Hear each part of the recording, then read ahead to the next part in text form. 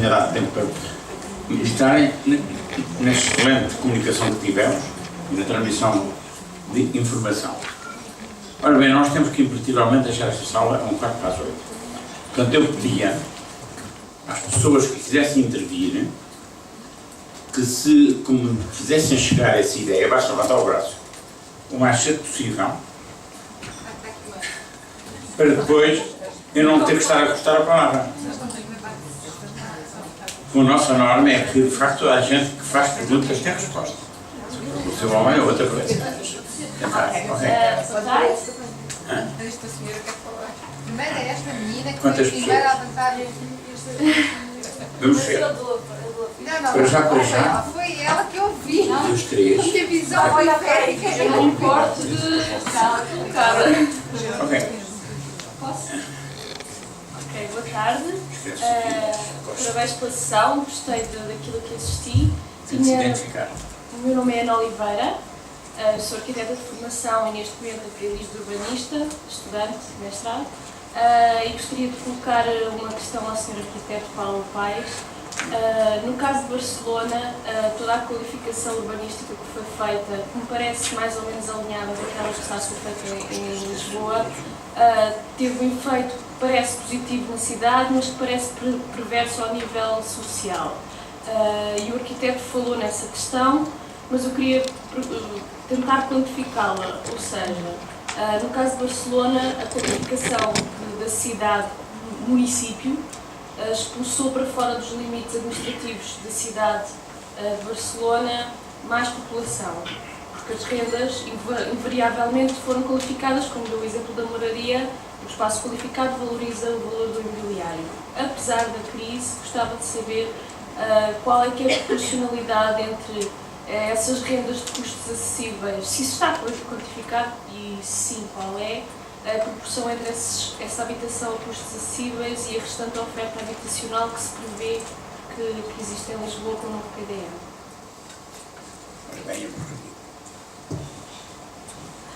Boa tarde, meu nome é Patrícia. Posso? Patrícia Tavares.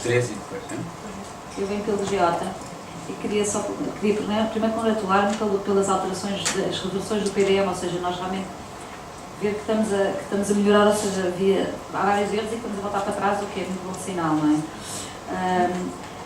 Só tinha aqui umas quantas questões que eram o seguinte. Relativamente, por exemplo, relativamente à história dos corredores de transportes coletivos, que a ideia é aumentar, não é, o número, mas com a privatização, não sei se a privatização dos transportes públicos pode ser um problema neste campo, não é? E relativamente também à história do aumento das zonas pedonais, que é muito positivo, mas é igualmente bom para a economia, não é? Porque, por exemplo, ali na Duque d'Ávila fez-se uma zona pedonal e vê-se que realmente estão a surgir negócios a toda a hora, portanto, no fundo é bom para as pessoas e é bom também para a economia. Falou que houve um aumento de 23% das áreas verdes, eu gostaria de saber os exemplos concretos, se calhar eu queria só saber quais são os exemplos dos aumentos. E relativamente aos jardins regados, quer dizer, penso que há outras alternativas, sem ser as hortas, portanto há a hipótese de plantas endémicas, uma coisa que não obrigue à rega automática dos jardins, não é? E penso que, e relativamente aos novos núcleos urbanos, acho que um dos erros mais graves que se fez, não sei, no passado, foi fazerem novos núcleos urbanos que não sejam, sem transportes coletivos. Isso é, parece-me a mim que é do mais errado que há. Obrigada.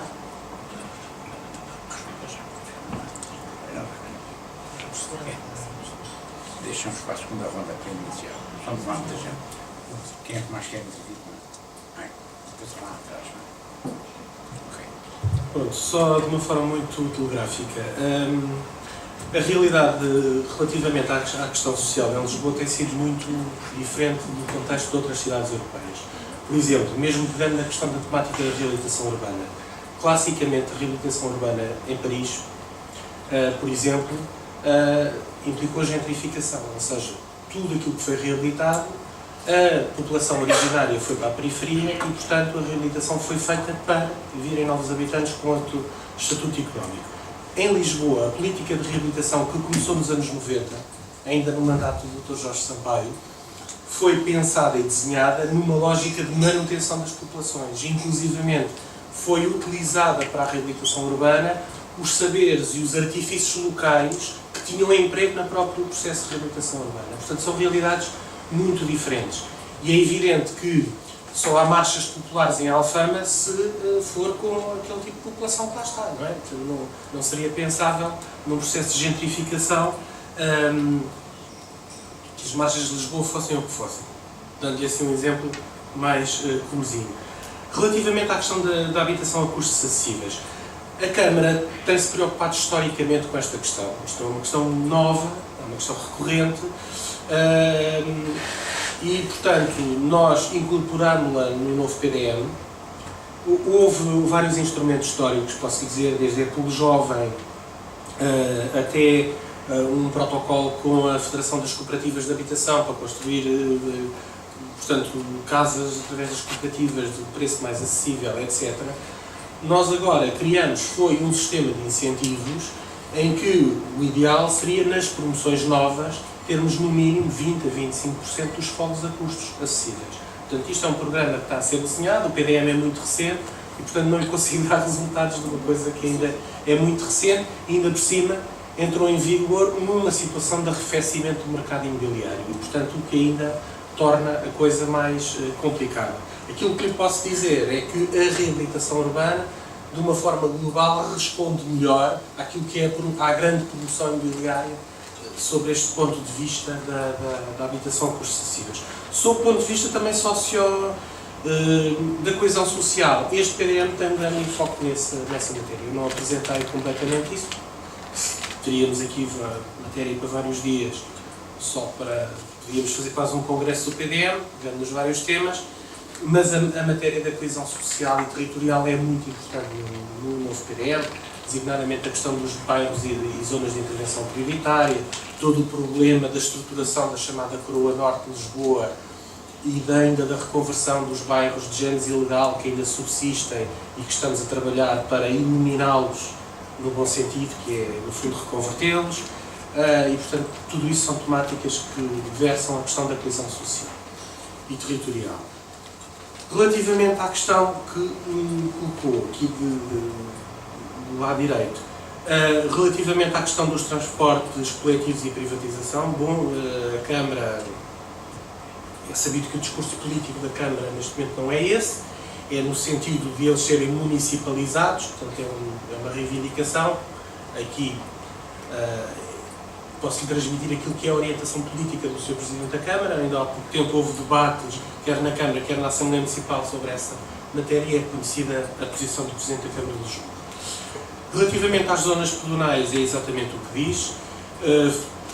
A requalificação do espaço público está a ter um efeito indutor para a reabilitação urbana, para a regeneração urbana ao nível da qualificação dos comércios e também é um fator primordial na própria estruturação da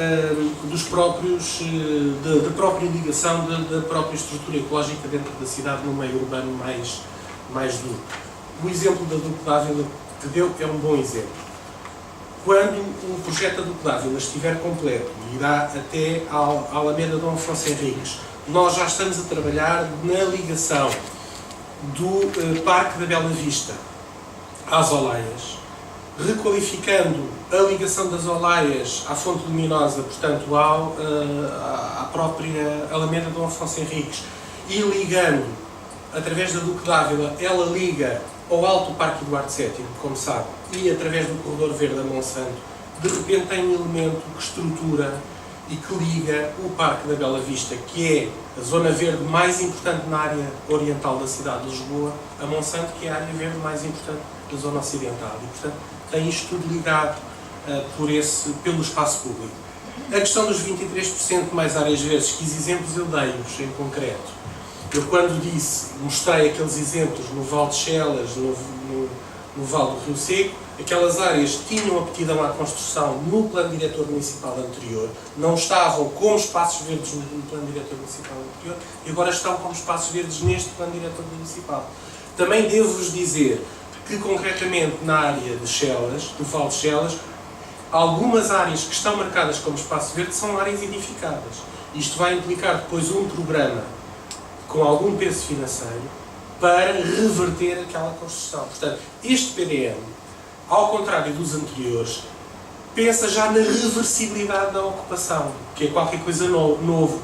Pensa, quer nestas áreas aluvionais, quer também em termos de logradouros. Porque, por exemplo, nos logradouros, aquilo que historicamente se dizia era não deixar impermeabilizar mais os logradouros da cidade. E aquilo que nós criámos foi regras para, e se as pessoas quiserem de repente tornar um logrador que estava impermeável, impermeável. E então criámos incentivos no próprio plano diretor municipal para que isso aconteça no regulamento. E, portanto, o princípio da reversibilidade é completamente novo neste PDM. Não é novo neste PDM a ideia de que é preciso proteger os logradores. Isso, de alguma forma, estava no anterior. Não com a veemência que está neste.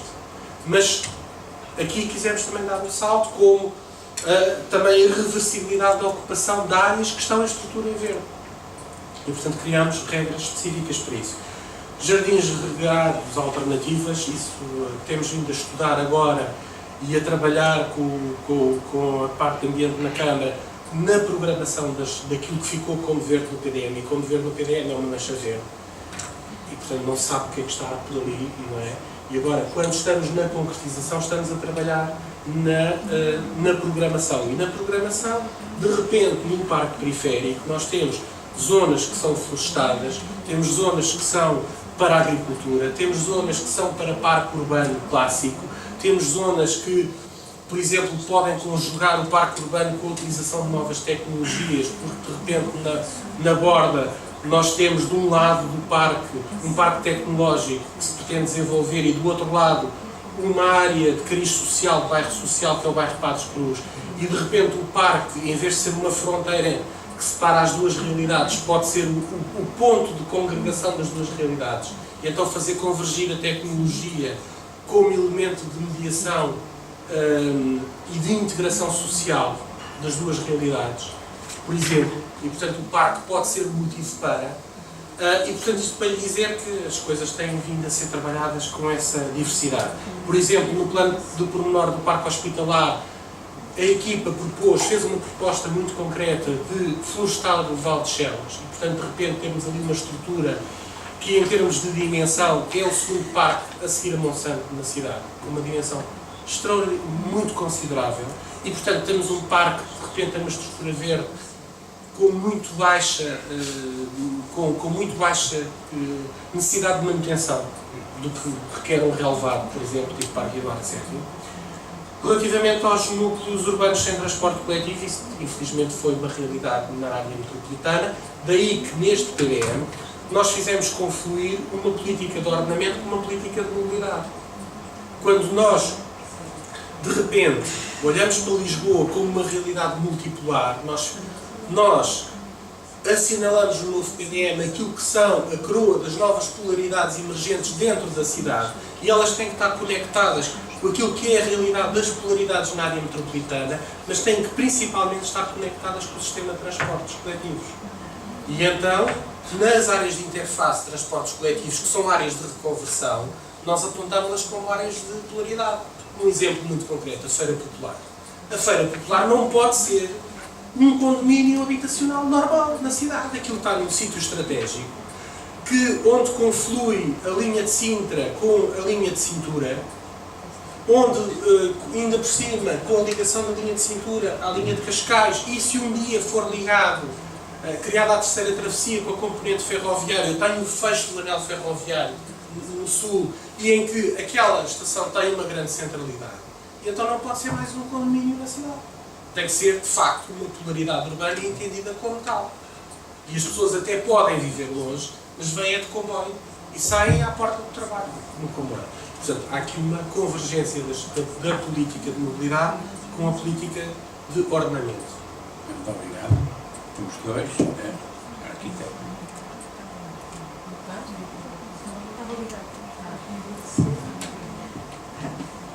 Arquiteto Paulo Paes. Identifique-se. Sou Manuela Magalhães. membro da equipa do Plano Verde no plano PDM de 94, que foi coordenada pelo professor Ribeiro Teles. E aquilo que eu queria dizer é o seguinte: fico muito contente por este PDM integrar conceitos com os quais estou inteiramente de acordo. Agora, aquilo que me choca é a maneira como o Sr. Arquiteto Paulo Paes sempre tenta comparar o plano deste PDM com o plano de 94. E vou explicar porquê.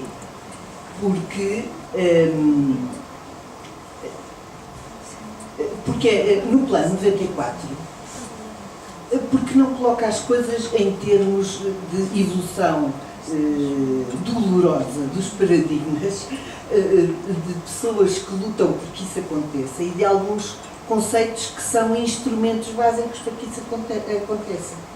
E, portanto, acaba por não dar o seu a seu dono.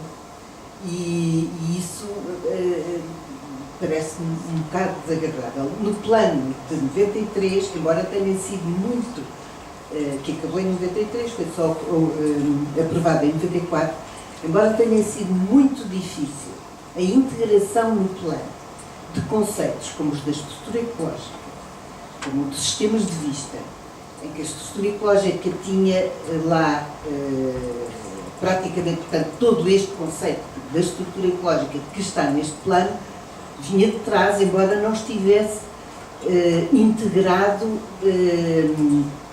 enfim, alguns pontos como aqueles que referiu, porque de facto foi extremamente difícil. Depois que houve um plano de uma rede ciclável também feito a certa altura, a pedido da Câmara, mas impossível de integrar, quer dizer, eu ainda fiz parte de uma campanha em que as pessoas se riam da hipótese de andar de bicicleta em Lisboa, não é? E, finalmente, uma campanha que é um vereador Sá Fernandes que decide tomar a bandeira do Plano Verde como programa político, o que fez com que todos estes conceitos, no fundo, tivessem uma força diferente. E só para lhe dizer, eu conheço estes assuntos tão bem, que, por exemplo, os poços de infiltração nos logradouros estavam no primeiro plano, não estariam em todos os logradouros, mas estavam. Fui eu que integrei essa medida, e digo-lhe mais, foi uma medida que eu vi na Alemanha, quando estive lá nos planos de pormenor, assim como vi outras que são ótimas ideias que nós podíamos transpor para aqui, para o nosso planeamento, como o aproveitamento das águas dos telhados, etc. E, portanto, isto é como uma bola de neve, não é? Em que as ideias se vão difundindo e não vale a pena aparecerem grupos a dizerem nós fizemos melhor que os outros e eu não posso deixar aqui esta nota.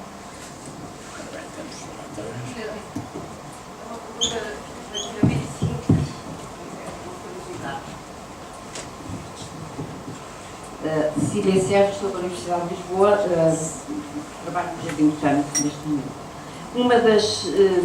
Dos problemas que eu ponho, ou uma das perguntas, ou quase a única, é tendo em conta, na verdade, os cenários previstos das alterações climáticas do IPCC, e sabendo que o clima, na verdade, é tão importante, quer para o conforto, quer para todas a parte dos fatores que possam influenciar a vida humana dentro da cidade, saber se há previsto a instalação de novas estações de clima que certifiquem ou que validem futuras alterações. Porque eu trabalho com biomonitores e já estou a dar conta que as temperaturas, sobretudo as ilhas de calor, vão ter muita influência. E as estações são poucas, como vai pensar. palavra já não há mais nenhuma. Eu queria só dizer que, embora eu tenha coordenado a revisão do PDM em termos técnicos, obviamente, a coordenação técnica foi minha, a coordenação política foi do vereador Manuel Salgado e do Presidente da Câmara, que também teve um papel importante. Um PDM é essencialmente uma realização coletiva. E aqui intervieram vários agentes para chegarmos a este PDM, inclusivamente os cidadãos de Lisboa, porque nós tivemos um processo de participação pública bastante alargado no tempo e incorporámos isto de uma forma bastante alargada no tempo. E, portanto, é evidente que eu, quando estou a fazer uma comparação com o PDM anterior, é porque eu fiz uma revisão do PDM. O PDM 94 fez-se um plano, de novo. Era um novo plano. Juridicamente, eu fiz uma revisão de um plano diretor. E, portanto, eu, para fazer uma revisão de um plano diretor, a primeira coisa que devo fazer, isto pode-vos parecer evidente, tudo isto que eu vos vou dizer, mas a verdade é que até 2008, até janeiro de 2008, isto tudo que eu vos vou dizer não era verdade. Em janeiro de 2008 eu tomei posse como diretor do departamento e fiquei com esta incumbência. E, portanto, primeira coisa, se eu vou rever um plano, se vos pedirem para rever um plano, qual é a primeira coisa que eu acho que é de bom senso? Não é uma questão técnica, é de bom senso. Deve-se monitorizar o plano que está em vigor. Quer dizer, o que é que correu bem, o que é que correu mal, o plano está em vigor. É a primeira coisa, não é? Isto é, acham vocês. Não achavam assim as 5 equipas que me precederam. Ou as 4 equipas, nós fomos a quinta, portanto, as 4 equipas que me precederam não acharam isso, que isto fosse importante. O que era importante era fazer uma proposta. O que é que correu bem e o que é que correu mal? Não sabemos. Não foi feito. Portanto, a primeira coisa que nós fizemos foi fazer o relatório sobre o estado de ordenamento do território. 2009. E, portanto, eu disse-vos uma coisa que vos pareceu evidente, mas caramba, a revisão do PDM tinha começado em 2001. Eu cheguei em 2008. Como é que de 2001 a 2008? Também não estou a ser completamente rigoroso, porque a primeira equipa percebeu que isto era necessário. Só que teve muito pouco tempo. Mas depois as outras 3 que estiveram ali pelo meio não acharam isto importante. Pronto, parece evidente. Toda a gente, cientificamente, se eu perguntar a qualquer pessoa ali na rua que não seja técnico, ele vai-me responder que acha que sim, que se deve monitorizar aquilo que se vai alterar. Isto não foi evidente. A professora diz, bom, assimilaram conceitos que já estavam no plano verde do professor Ribeiro Teles. É evidente, eu até os validei, até disse que se validam. Comecei por mostrar. Isto parece evidente, mas a verdade é que eu, quando cheguei em 2008, tinha uma proposta fechada de revisão do PDM. Em cima da mesa, posso mostrar, tenho lá.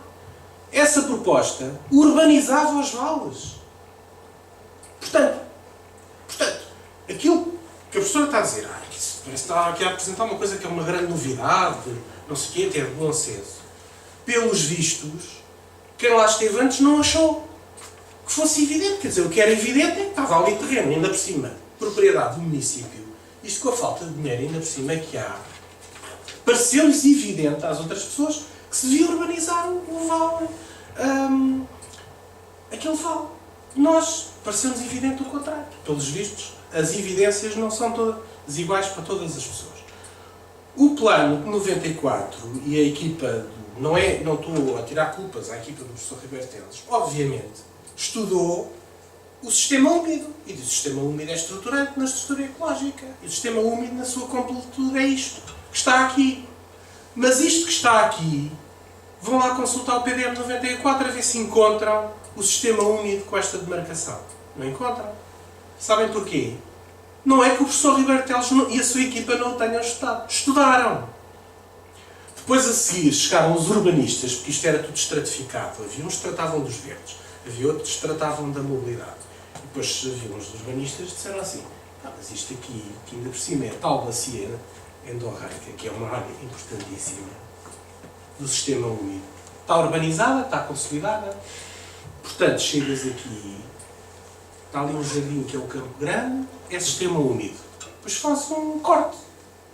Recorta-se o que é urbano. Portanto, o sistema úmido foi apagado no PDM 94. Não estou a dizer que ele é novo agora, neste PDM. O que eu estou a dizer é que ele, no 94, pelo menos, foi censurado, não está lá.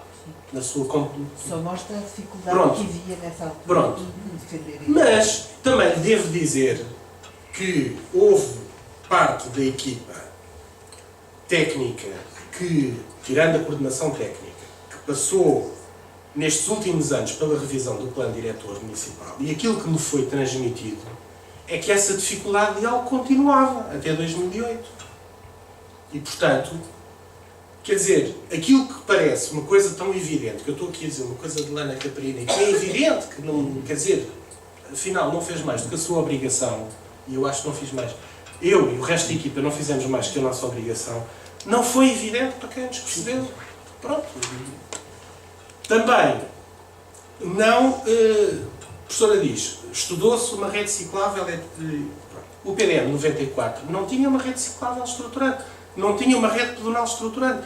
Eu estou há 20 anos na Câmara e ainda me lembro de uma reunião em que se ia fazer, dou-vos um exemplo muito concreto, ia-se fazer as obras para fazer o parque de estacionamento que está na Praça da Figueira. E estava-se a apreciar o plano de estaleiro. E estavam lá os meus colegas de tráfego a apreciar se os carros passavam durante a obra e não passavam durante a obra. E eu olhei para aquilo, vi as bocas de metro, vi aquilo tudo e percebi que os peões não podiam passar na Praça da Figueira durante a obra. E eu virei para os colegas de tráfego e disse, olha, para mim tráfego é de carros e é de peões. Se os peões não andam, isto está mal, sob o ponto de vista de tráfego. E foi alterado o plano de estaleiro naquela altura por uma observação deste tipo. Portanto, naquela altura, de facto, não era evidente que os peões tivessem que andar. O que era evidente é que os carros tinham que andar. E a cidade, nos anos 90, foi grandemente feita a essa imagem. Quem vir as grandes infraestruturas e a rede viária que foi completada em Lisboa, percebe qual foi a primazia que foi dada. E, portanto, isto não é tão... E até há muito pouco tempo foi feito um túnel que a sua consequência era fazer um novo túnel para desnivelar por baixo do Saldanha. Portanto, o túnel do Marquês está incompleto, porque aquilo para ser coerente era fazer outro por baixo do Saldanha. E isto o que é que seria? Seria a ligação direta, mais rápida e mais direta, entre a A1 e a A5. Não era nem CRIL, nem CREL, nem coisa nenhuma. Pronto. Isto é uma política de mobilidade que foi feita. E, portanto, não tem assim tanto tempo quanto isso. E, portanto, isto para dizer, eu não acho que venha aqui trazer nenhuma palavras de salvação, nem sequer sou, quer dizer, nem sequer sou candidato a padre de qualquer igreja, nem pretendo converter ninguém. De facto, há coisas que para mim também são evidentes para a professora e para um conjunto de pessoas, mas não são tão evidentes como isso, e até um passado muito recente não eram nada evidentes. Sobre a questão das estações de clima, só queria dizer que não... Eu passava ao professor. Ora bem, eu respondo e depois também completo. Deixa-me começar já agora pelas estações de clima. Existem, como é que lhe explicar? Eu, para mim, sou muito sensível a isso. Há um ponto fulcral na nossa cultura, que é por aí que começa, é que nós vivemos em realidade virtual e gostamos de ser mantidos nela. E por isso não fazemos conta, nem fazemos observações. É absolutamente escandaloso, eu repito, escandaloso, que não se dê a importância devida às séries climatológicas longas que permitem tirar conclusões sobre, não só sobre a evolução do clima, mas como sobre muitas outras coisas. Por outro lado, existe ainda esta ideia perfeitamente anacrónica, que aliás vai contra deliberações comunitárias, de que se mantenha reservada informação sobre aspectos fundamentais que interessariam a todos. Existia uma rede de medição, uma rede de medições em Lisboa, financiadas por um projeto, já não sei, um desses muitos, que se chama RUEMA, gerida pelo Instituto, na altura, Instituto de Meteorologia, que agora se chama Instituto de qualquer coisa, Metmar, mete água, mete meteorologia e mete a continuação do passado, não é? Que vai ao ponto, na nova estrutura agora na nação de meteorologia, por um lado não dá esses dados. Por outro lado, nós, do ponto de vista da periodicidade, tínhamos uma rede fantástica, que era a do INAC, que foi absorvido pela Agência Portuguesa do Ambiente, mas que anteriormente tinha sido destruída por uma pessoa que não só é da área da hidráulica, como é professor de Engenharia do Ambiente e como foi ministro. Nem sequer as verbas necessárias à manutenção assegurou. Preferiu muito mais financiar estudos fantasmagóricos sobre os efeitos de possíveis eventuais alterações climáticas. Portanto, isto diz tudo. É verdadeiramente chocante. Eu devo dizer, isto agora é quase uma confissão pessoal, há bocado estava a dizer que é o arquiteto Paulo Paes. Nós desenvolvemos, aliás, fui o líder disso, a previsão meteorológica para Portugal continental e em particular para dar informações a Lisboa, porque uma instituição que tinha como orçamento cerca de 20 milhões de euros por ano e 900 funcionários, não fazia. Ficou muito chocada e, portanto, acha sempre que, na verdade, eles são super sábios, porque o dizem. E são esses que também não revelam como é que obtêm as temperaturas médias para Portugal, porque lhes convém afirmar, dentro da onda da conveniência, que têm subido. Portanto, eu posso testemunhar, já pedi N vezes, as estações em que se basearam e a maneira como fizeram as contas. E posso taxativamente afirmar que alguns destes valores não coincidem com valores que existem nos sites internacionais, caso a avaliação global, para o mundo. Portanto, a minha reserva é total, dou-lhe inteiramente razão, e grande parte de nós não temos publicado as previsões para Lisboa, com o pormenor que era necessário para isto, porque para já constatamos que algumas das previsões são melhores do que as medidas por satélite. Mas o número de estações possíveis para confrontar é absolutamente reduzido. Basicamente reduz ao aeroporto porque não depende do Instituto de Meteorologia. Porque se dependesse, nós não tínhamos os dados porque eles caíram nos pagos. Ou seja, temos uma situação em que nós pagamos dos nossos impostos para se fazer um dado de tratamento de dados brutos e que nós, quando queremos, temos que pagar a um preço de maneira exorbitante que torna impraticável a verificar.